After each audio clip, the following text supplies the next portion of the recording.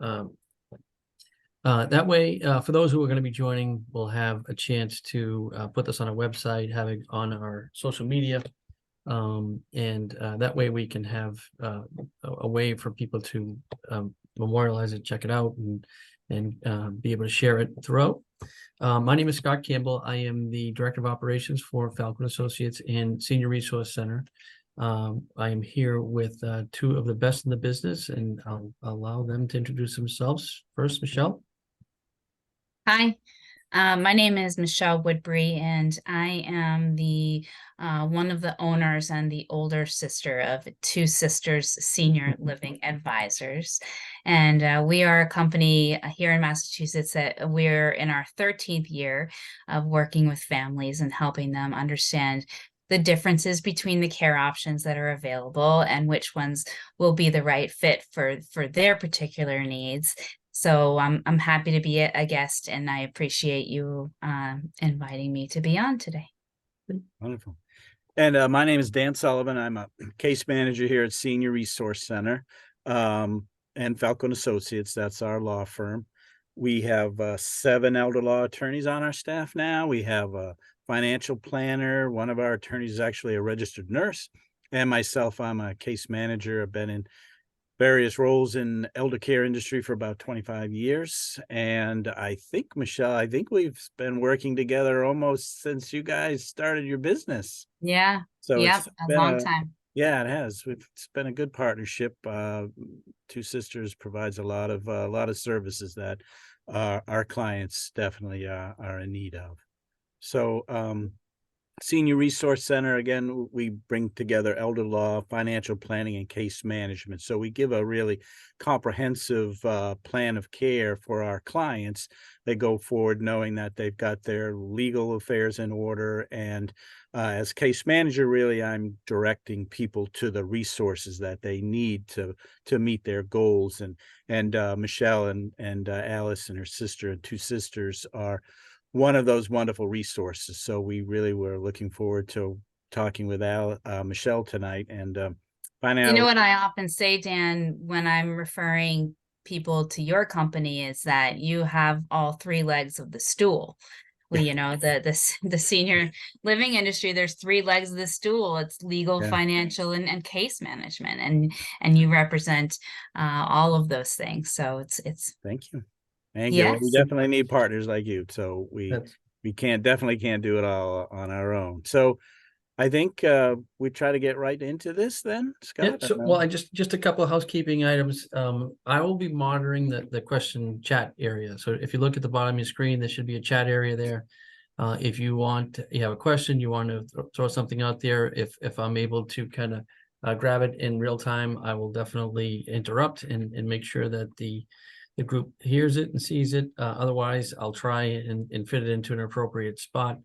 But that's something that we'll be glad to. I know at the end we'll probably have a lot more open area for that, but we'll just go over a few things. And I think that what drew everybody here, I promised my parents I would never put them in a nursing home. Now what? Yeah. Michelle and I were talking earlier. Michelle, I really liked your analogy about your trip to Denver. So if you want to start off with just that, I think that really sets the tone of what we're trying to accomplish. Sure. I had somebody leave a voicemail for us the other day because I use this analogy a lot, and they talked about they're ready to go to Denver. And my sister, who got the message, looked at me and she's like, "You're taking people to Denver?" And they were very confused. But the analogy, and I'm a big analogy person, is that we're going on a road trip and you can pick anywhere you want to go. But I usually pick on Denver. So if we're heading out to Denver, Denver's the goal. That's where we want to end up. But we don't have a map and we don't have a GPS, and we're not sure exactly how many tanks of gas it's going to take to get there and if we have enough money for that. So are we going to get to Denver? I don't know. Me, probably not. I would get lost forever. But most people would eventually get to Denver. They would take a lot of wrong turns and it would take a lot longer than they would otherwise, and spend a lot more money than they would have if they had planned it out. And so should you just start out and head to Denver without having a clear understanding of whether you can actually get there from here? And I think that's one of the things that people do with home is the goal is I want to stay home. I promised my parents that we would keep them home forever. I promised my parents we would go to Denver. So now what? We have to look at the logistics of what is involved in achieving that goal. And when you look at all the moving parts, if they all come together and you have a route to get where you want to go, that's great. And you should have a backup route as well, in case there's some sort of roadblock that you weren't expecting. But you can kind of plan those things out. And so, rather than just hoping you can get to Denver, you can know whether you're going to get to Denver. And if you are not able to get to Denver, then what? And what's the next best option? And there are many. It's not Denver or bust. But that's the analogy is you really need to look at where you want to go in order to figure out how to get there. Right, that's just such a great analogy because people come into our offices all the time. I'm sure this happens with you too, Michelle, and they're just like at a loss and they hadn't done any planning. A lot of people come to us in crisis situations and we're really trying to figure out, what's going on and what they need most importantly and put those in place. So if you want, we could maybe just start with that. So a lot of times people come to us and probably to you just because they've recognized that either they themselves or if it's an adult child, they recognize that their parents may need some assistance and they want to stay home. So sometimes they're in need of some home care services. So we do a full range of Medicaid planning here, but there are other services. Not everybody's eligible for Medicaid. So maybe Michelle, you could talk about what you do with that and how you help people with just the need. They maybe need just maybe some hours or a few days a week of assistance to help people stay at home. What kind of things are out there for people like that? Well, I think, Dan, I think what people need and what they think they need are sometimes two different things. So first of all, identifying and I look at interjecting the word successfully. The goal isn't just to stay home. It's to stay home successfully. If you're not able to do that, you're going to end up back in the hospital and rehab and home and hospital and rehab and home. And that is nobody's goal. So what are the elements that make home care successful? And, it varies based on the situation, but there are a number of elements. So the home, the layout of the home itself, I'm working with a nice family right now and they want to stay home, but they live in a split level. And the washing machine is down in the basement and they both have limited mobility. And there's only so many things they can do to the house before, it just doesn't work. So should they put all the money in and start doing some of that work only for it to eventually still not work? Or should maybe they reconsider spending the money on doing the renovation on the house and look at what the alternatives are? So we look at the support system.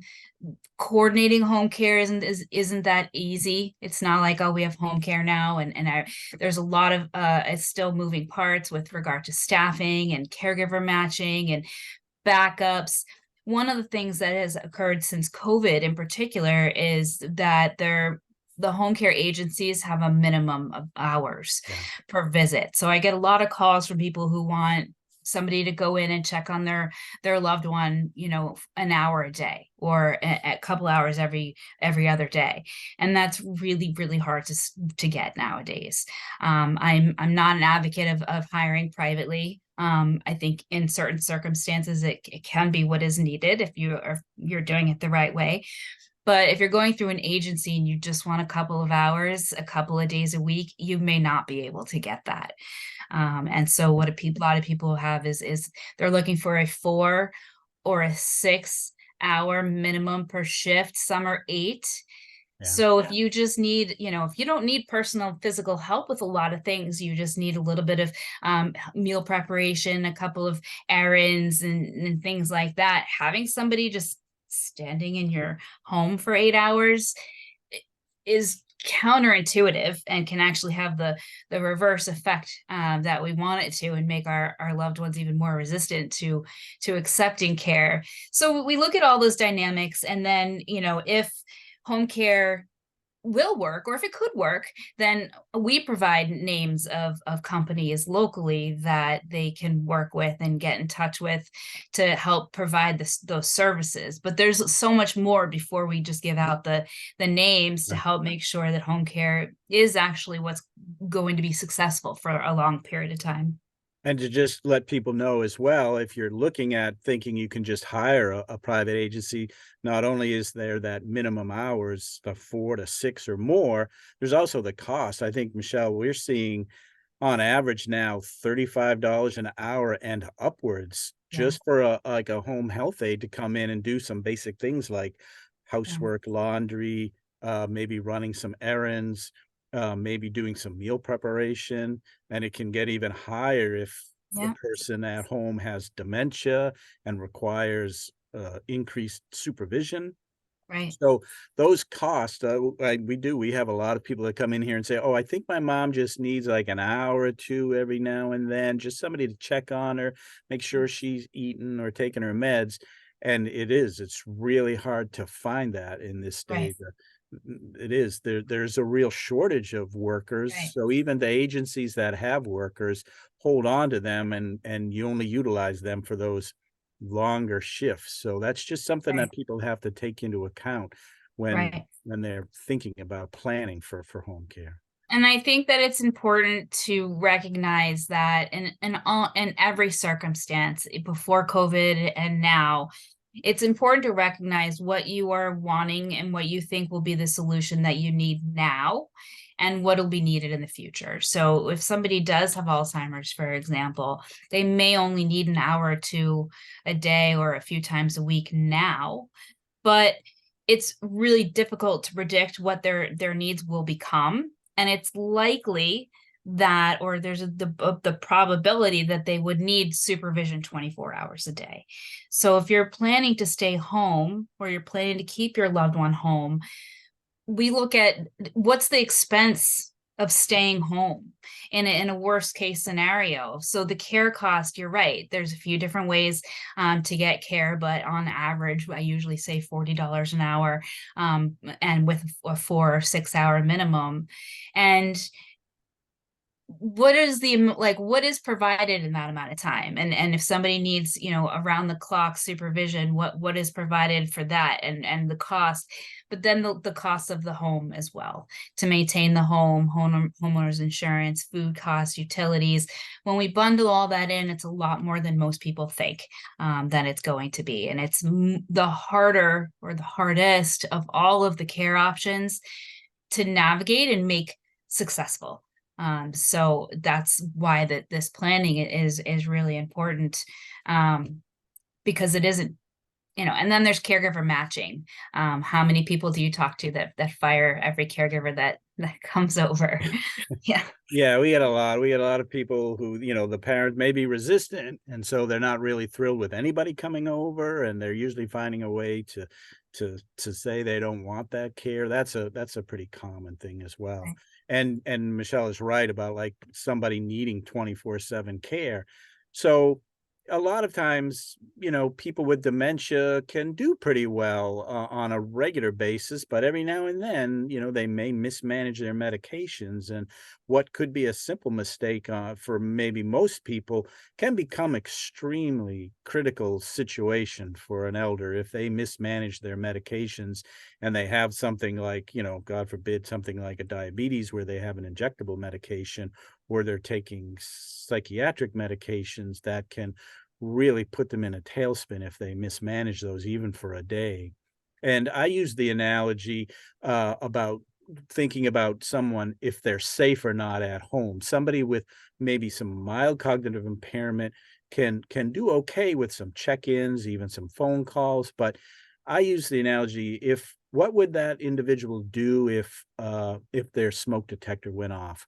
Would they have the cognitive ability and be able to maintain their composure to rescue themselves? If they had a fire in their home and their smoke detector's going off, are they going to take the steps necessary?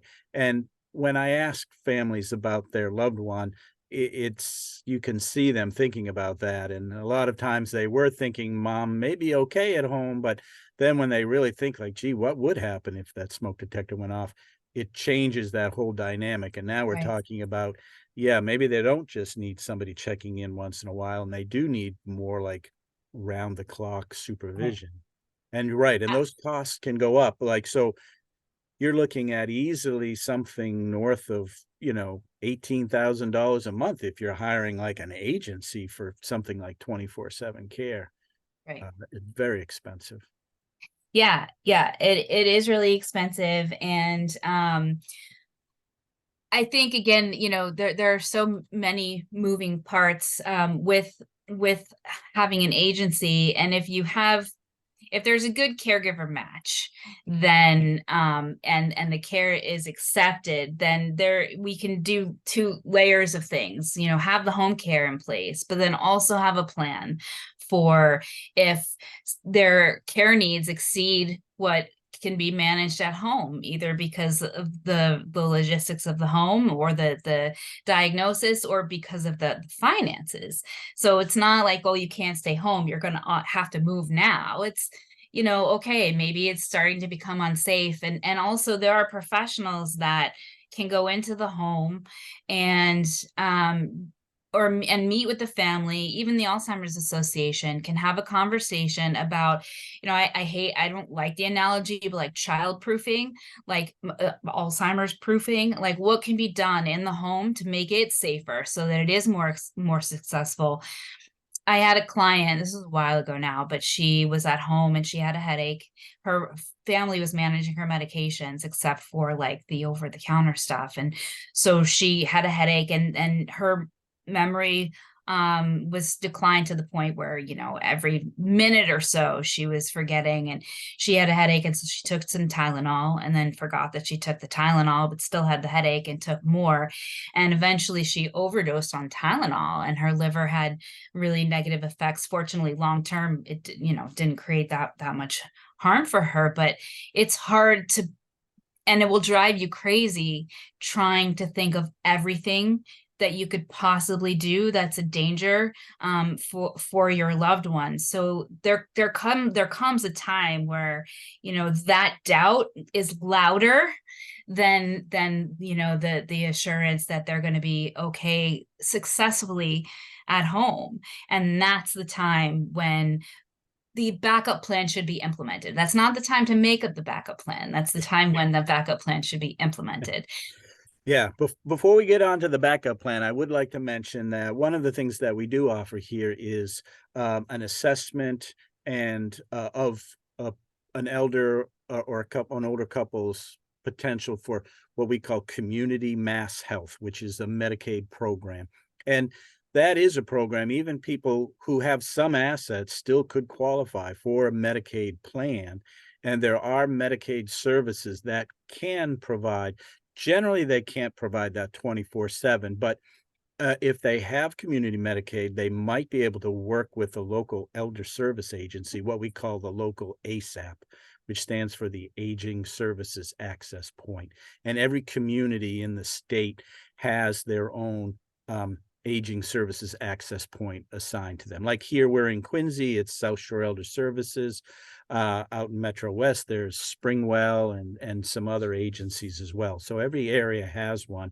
It's good to check in with them. They do have, very specific financial income and asset requirements to qualify for those services. But for some people, they can be a good measure. They can And get, care requirements too.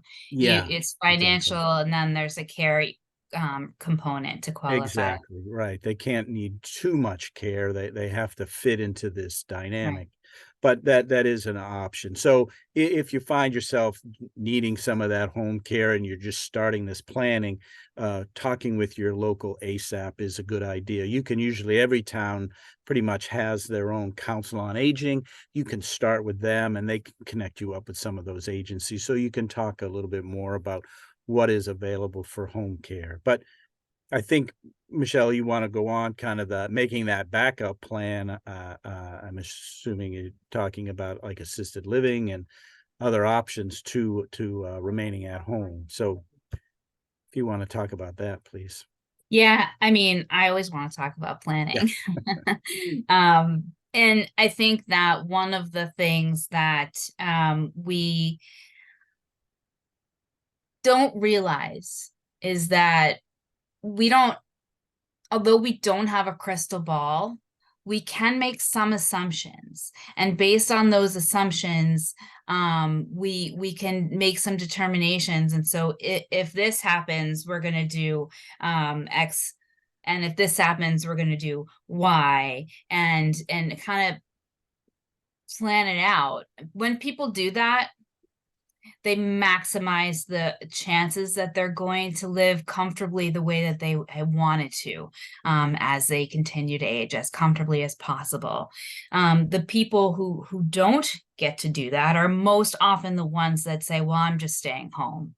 I don't even want to talk about it because I'm just staying home, so it's no big deal. And it's like, well, there's a block there. And I think, well, with regard to, your parents want to stay, you promised they would never go to a nursing home. And now what? I think that there's a lot of options between home and nursing home. And so you can actually have them go somewhere that is safer in some circumstances, that is neither home nor a nursing home.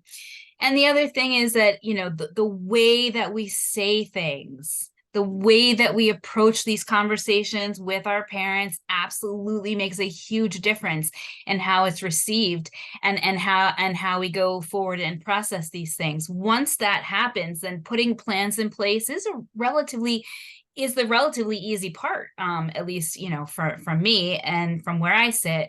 But I think that it's important to focus on, well, once you identify what the goal is. But just for example, I talk to people every day and they say, I've been telling my mom for 5 years that she really needs to look at assisted living facilities. She keeps having these falls and I don't understand why she won't consider looking. And like, that's very common and very normal. And in those 5 years, I will, ask a little bit, like, what approaches, like, what have you had, what conference? She's, most of the time people are like, well, I just start talking to them and point out, all the different things that are wrong.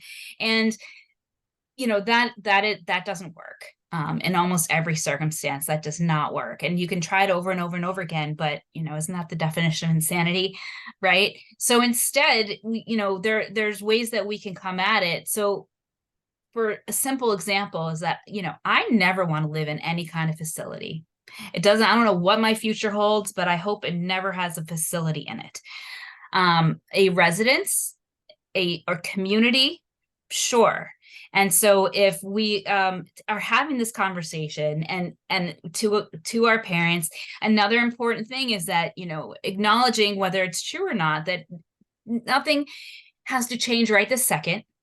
We're not looking at, whisking you off, but we want to plan in case this doesn't work, in case keeping you at home doesn't work. And that lowers defenses as well. So, and we found this nice senior living residence around the corner. We'd love for you to check it out. So if something happens and you can't stay home, we know how to honor your wishes and we know what you would want. And that's the best that you can hope for. I mean, there are people that are like, hey, daughter, I want to move to an assisted living, but that's not usually the case. So if we look at how do we talk to them about this, is not yes or no. It's let's ease them in, wade into the water, and then we can look at what plans need to be put in place. Sometimes I work with the family and the senior, and we put a plan in place. And other times, because the senior is so resistant, I work with just the adult children, and we just put a crisis plan in place. So there may be nothing they can do at the moment to get the situation to change, but it's going to change. And so when it does, we can have a plan in place for what they're going to do. Yeah, I find when I have conversations with seniors who are resistant to care, and a lot of people say, I just want to stay at home. But when you really get into that conversation, what you really find out is home is just a place where they feel they can maintain their autonomy. So it's not necessarily the physical home, it's just their fear of losing their autonomy, losing their independence, that somebody else is going to be calling the shots for them.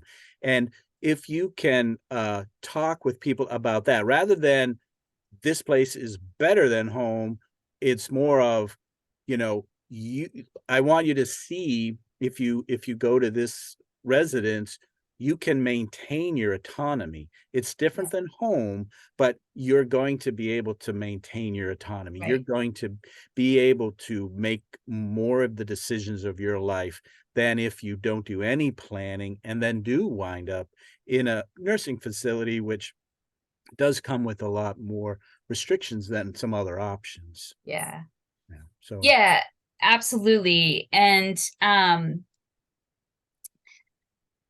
I think that I lost my train of thought. What were you go on, Dan, and I'll jump in. well, we were talking about just that ways to have that conversation, to introduce that.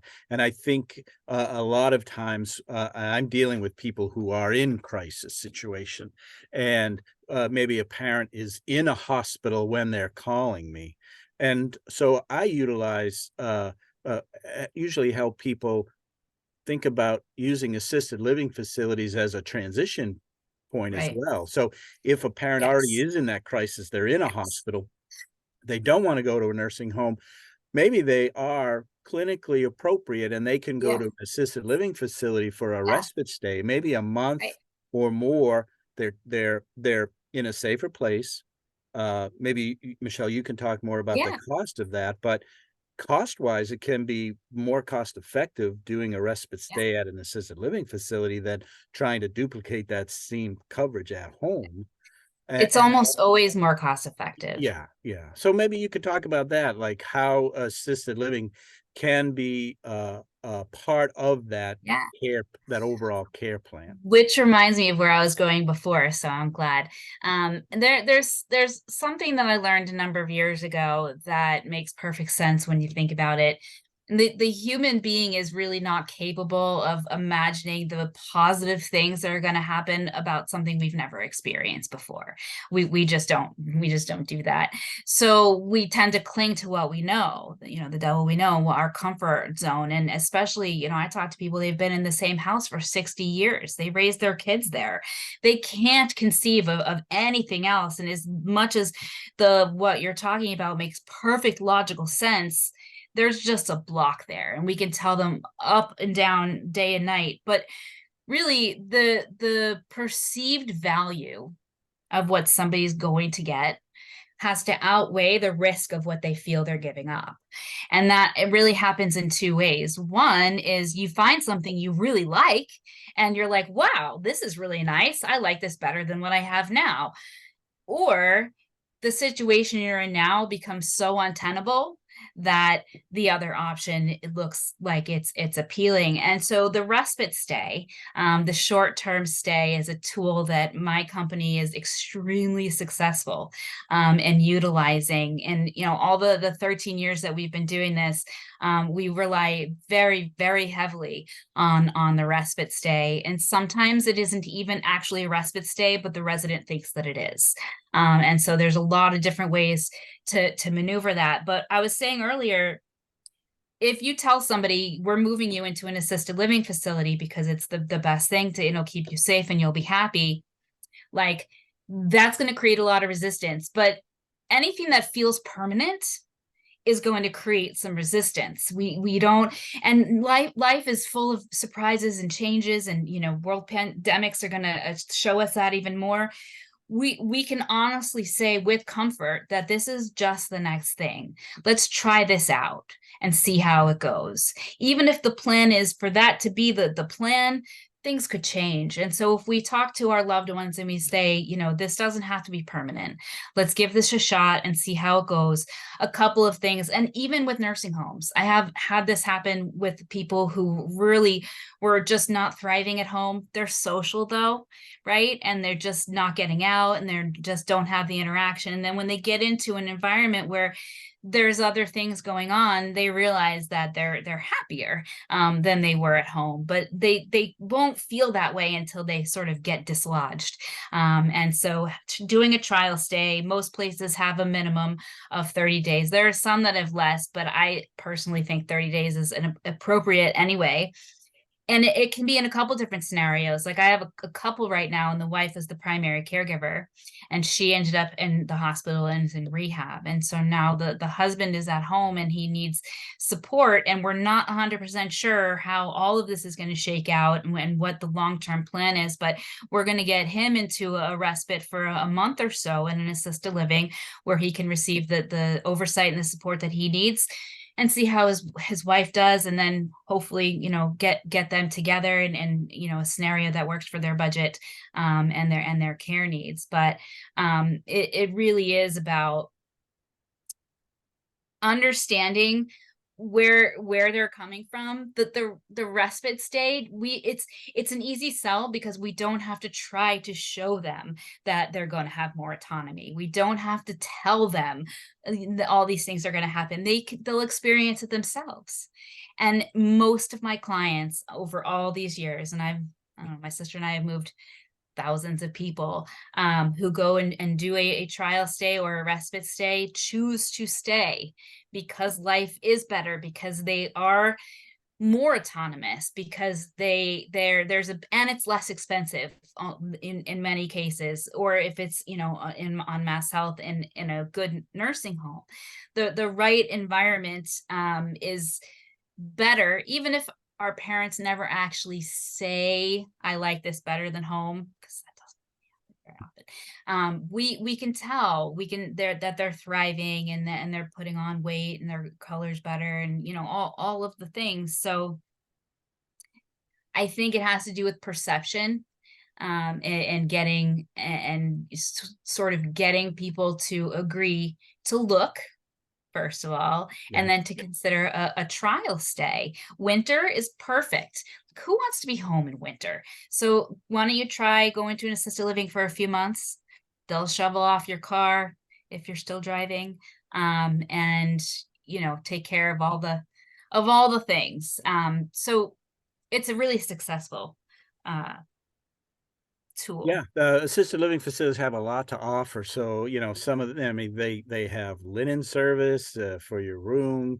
They have housekeeping. They can do laundry. They have meal plans. You know, I've had people who have picked their assisted living facility from a list of 2 or 3 because of the meals. They enjoyed the cooking at one facility more than at another facility, and that was their deciding Yeah. factor. And then Some of they these have a places have restaurant style quality yeah, meals. The food is locally sourced. You know, it's yeah, they really step up their game. It's a real change. A lot of people think that there isn't much of a difference between an assisted living facility and a nursing facility, but it's a very large difference. A nursing home is really geared as a medical model. People are generally there because of a clinical situation or a very advanced dementia.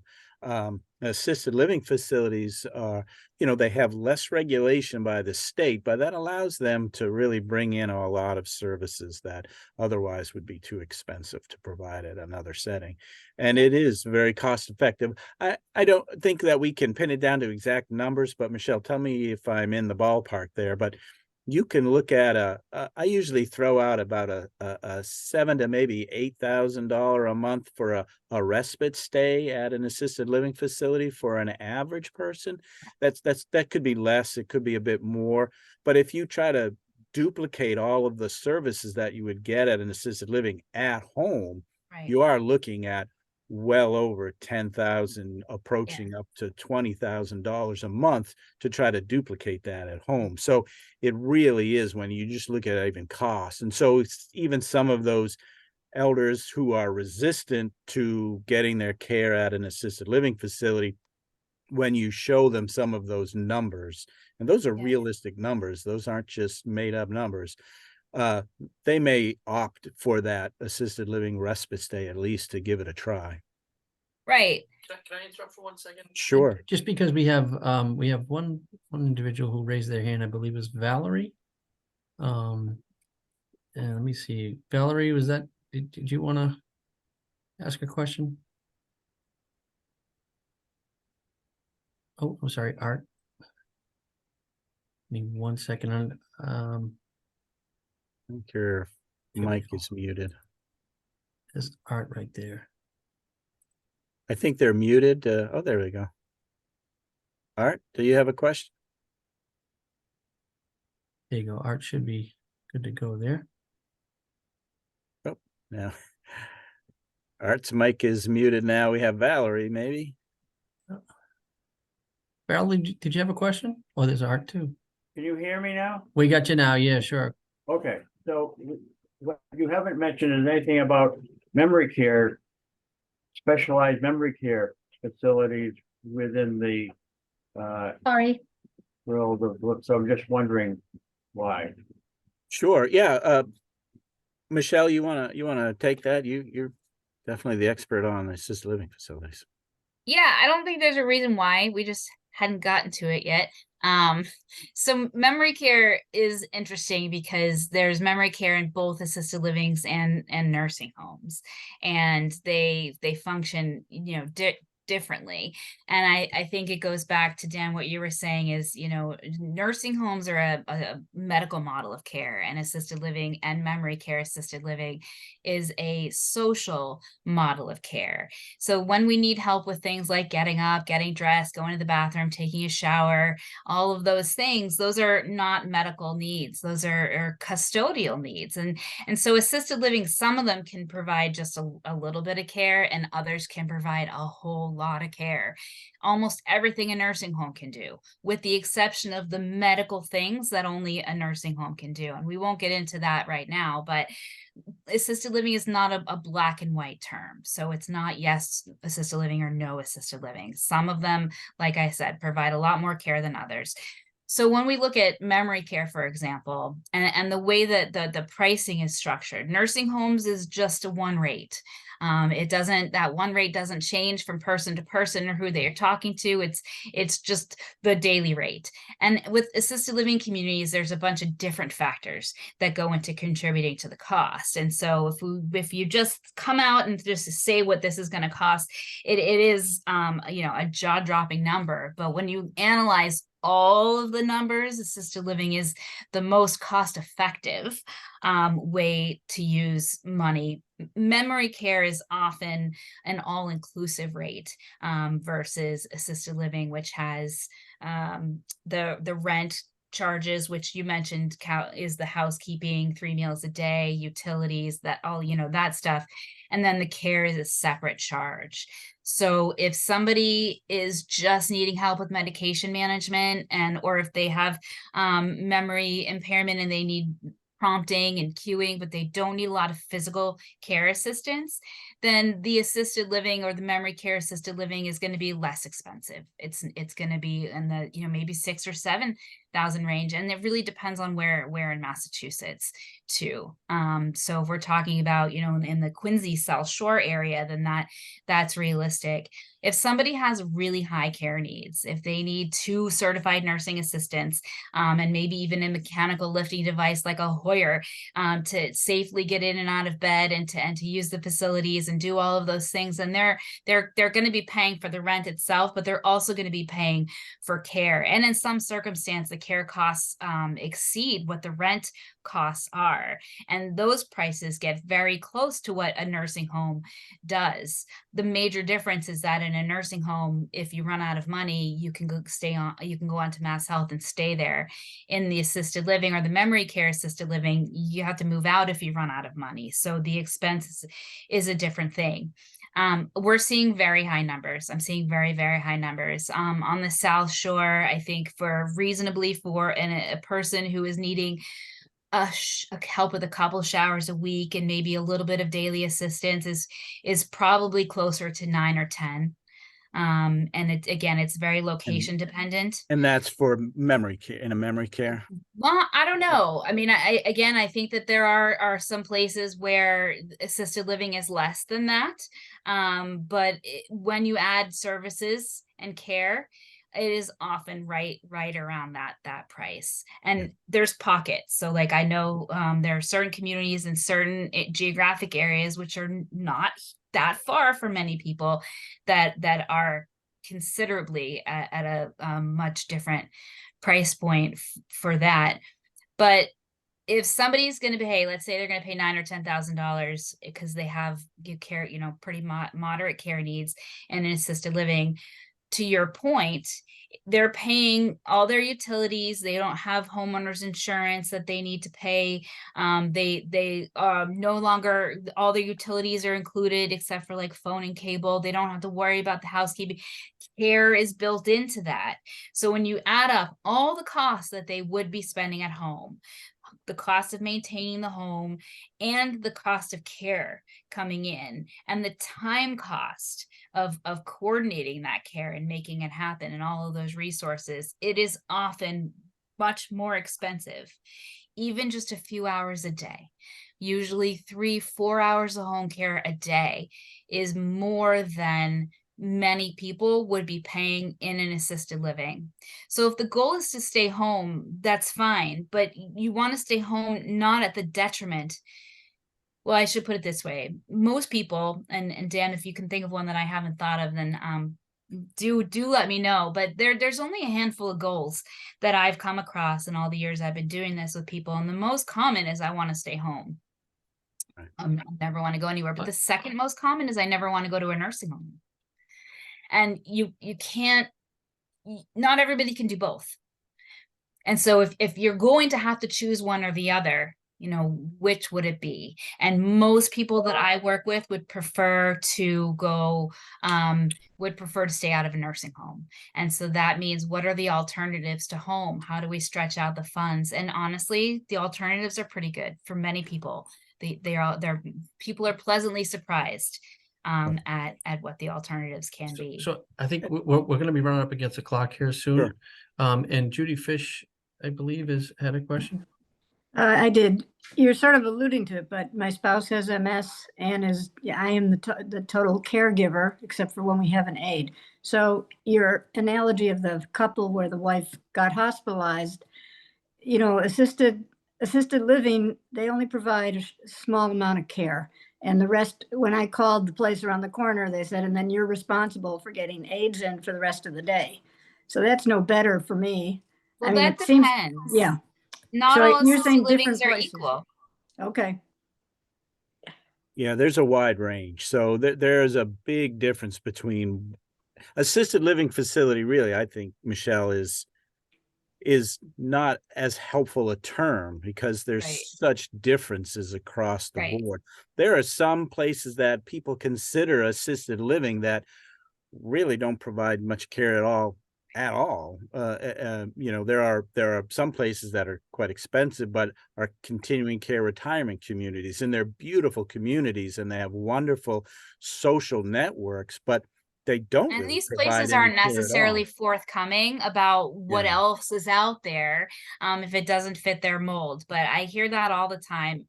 It's about balancing care and finances and location. But there are assisted living communities that will do everything a nursing home can do. Right. Unless somebody has the need for, injections is the most common.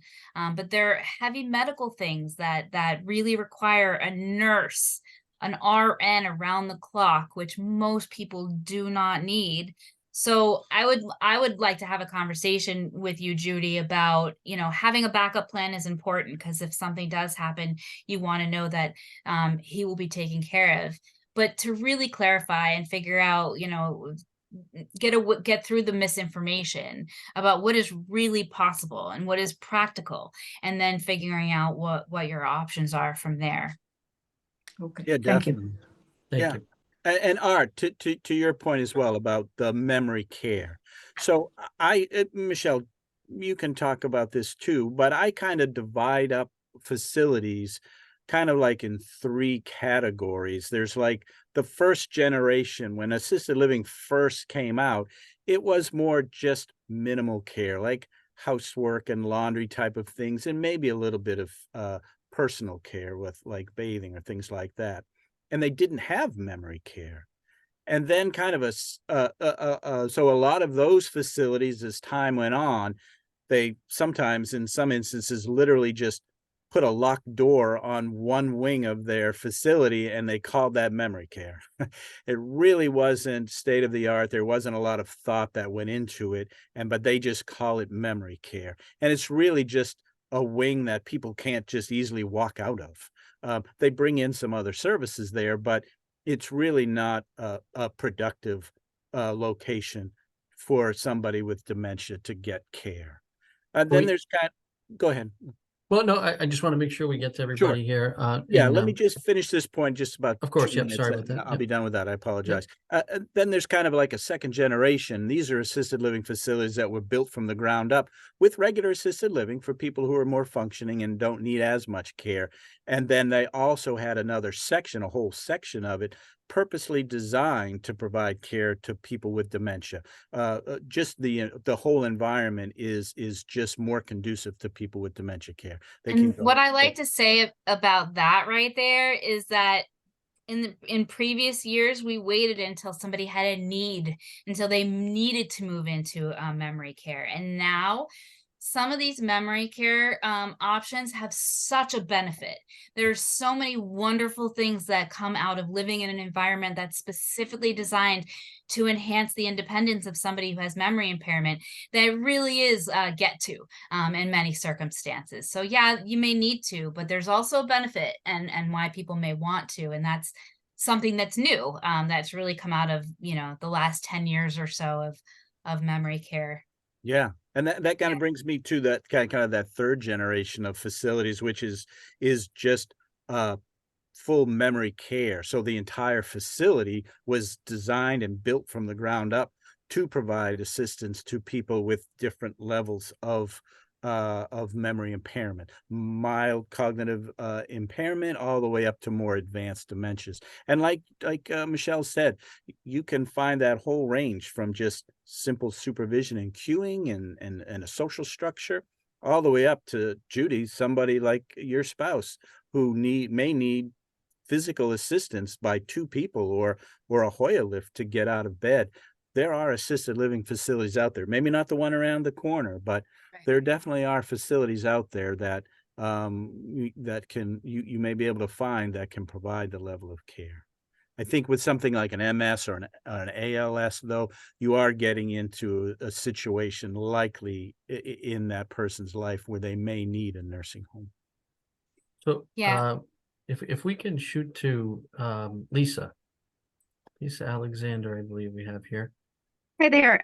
Is there a list of resources of assisted living facilities that are available that you could recommend or post on your website that don't necessarily cater to people that are dealing with unlimited amounts of money and money's no object, and they can pick the state of the art best of the places, but maybe like a ranking of facilities, like you said, Dan, and moderate price point, lower income price point, facilities that would accommodate state assistance, perhaps, if that even exists.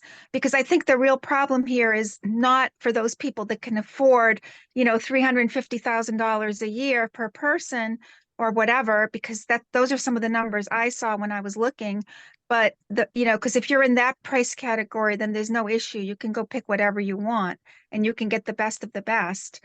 But when finances are very limited, right, and you're looking for backup options for down the road, where maybe there won't even be any numbers left. Maybe you have a very limited budget, if any. Then the assisted living piece isn't an option unless there's some that's affordable or subsidized. Is there any listing, or do you have any listings of that available? So if I can field this Yes, to start definitely. with, I think, no. Unfortunately, there isn't exactly a list like that. There are plenty of lists.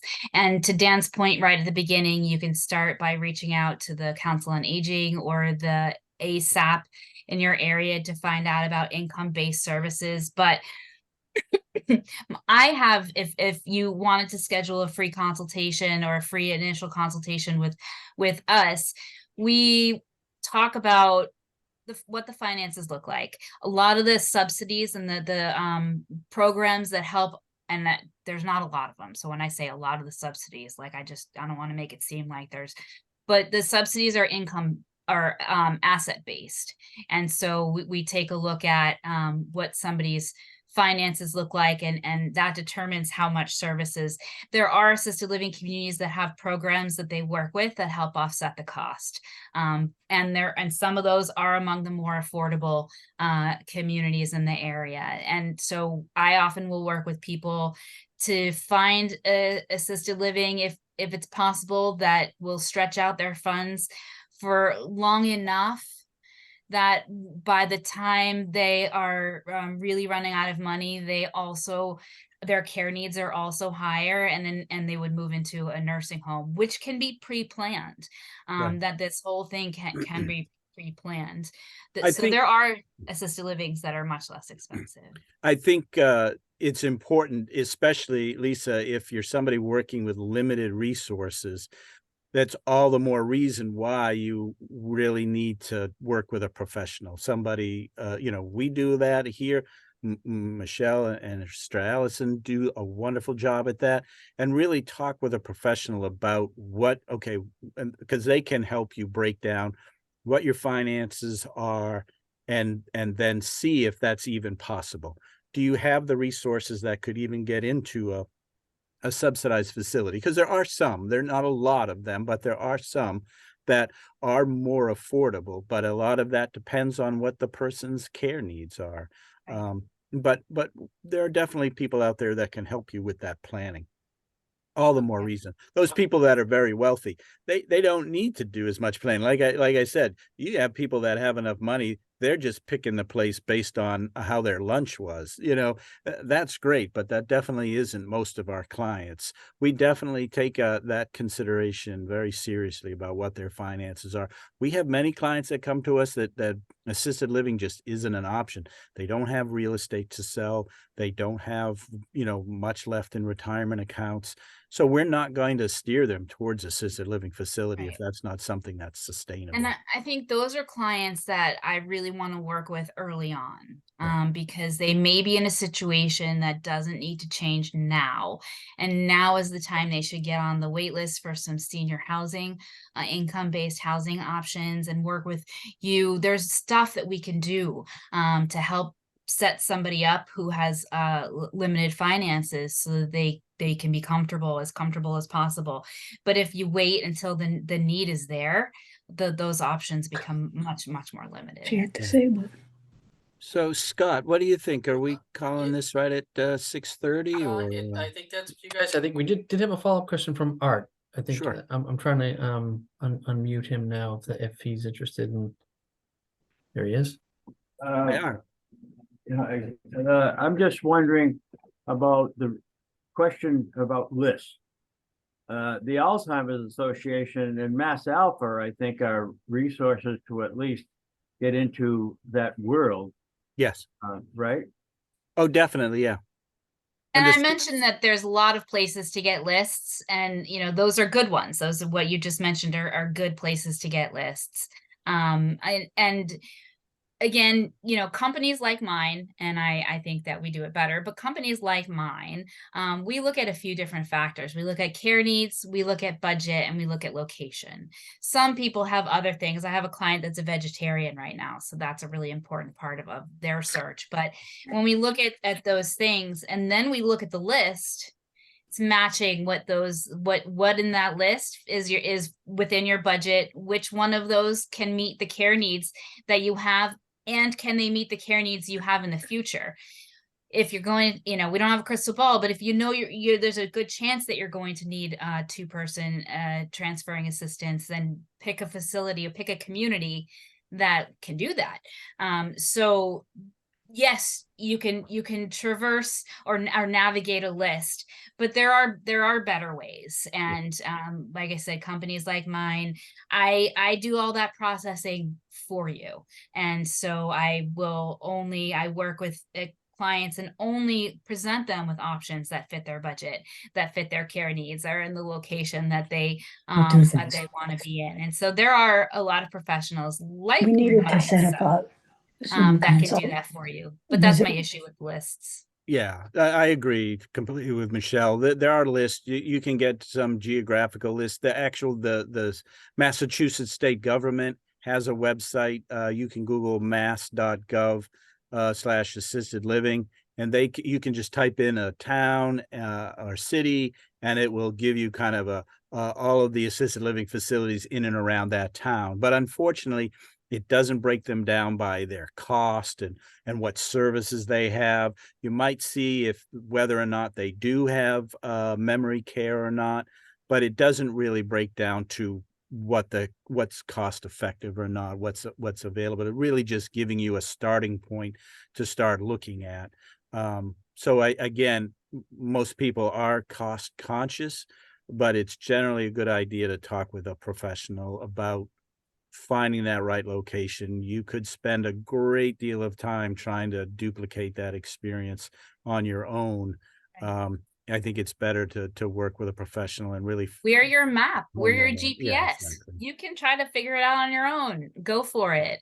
People do it all the time, but you can also find a map and a GPS and do, you know, and have the path laid out for you. So Scott, do we have any other I questions? don't see any more. I would say Lisa just had her hand up. I'm not sure if it was from before. And Oh, maybe- no, that's all. Thank you. Okay, thank you. And only other one I had was Mary Ellen Rhett, I believe, and I think we'll call Mary Ellen a final. Let me see if I can bring her up. I want to thank you again for the opportunity to have me Oh, on yeah. here. Yeah, it's a great opportunity for you to get out there and get your word out about what you do. Hey, Yeah. Mary Ellen. Without going anywhere. Hi. Can you hear me? Yep, we can hear you. Yes. Okay, great. Thank you so much, all of you, for this information. It's super helpful. It's so complicated if you're just sort of wading into this and trying to figure it all out. My sort of question is just sort of a confirmation around clarification, if I may, which is, you know, that assisted living options really are for those who have resources, who have financial resources, and who don't have, you know, serious medical, a serious medical condition, because the serious medical condition would go straight to nursing home. But if somebody has, you know, some limitations, I guess I'm wondering where the line is around what is a medical need, right? If somebody has a condition where they're, you know, early stage of dementia or Alzheimer's, or if they have, you know, hearing loss or whatever, you know, the early stages, what is considered medical and what is not? And if it is considered medical and it's still sort of not nursing home category, then, you know, does Medicare cover some of those costs? Where does Medicare fit into this sort of aging in place versus not scenario? Michelle, you want to take the level of care that assisted livings can provide, and if you want, I can talk a little bit about the Medicare and Medicare Yeah. part of it after. And yeah, so I think that we're speaking of a Medicaid and not Medicare, which is one of the most common things that people get mixed up. Assisted living doesn't typically, with few exceptions, take Medicaid. So if somebody's in an assisted living and they run out of money, then yes, they typically go into a nursing home. It's honestly like a scale. It's, you know, the money and the care go hand in hand. There are people that I talk to, and these are some of the more difficult situations, that really can't stay home safely. They don't have the money to go into an assisted living or to hire home care, and they really don't have the care needs to go into a nursing home either.